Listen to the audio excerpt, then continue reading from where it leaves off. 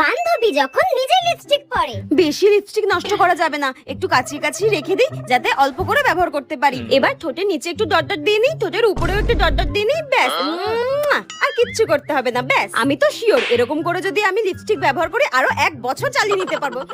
আর বান্ধবী যখন অন্য লিপস্টিক পরে। শোন না, তোর লিপস্টিকটা আমাকে একটু পরতে দিবি রে? আমি না বাড়ি থেকে লিপস্টিক পরে আসতেই ভুলে গেছি। তোর লিপস্টিকটা একটু পরতে দে না রে। ঠিক আছে পর, কিন্তু টেপি এটা না একটু অল্প করে পরিস, এটা না আমাকে ও দিয়েছে। এই নে ধর। হ্যাঁ থ্যাংক ইউ রে।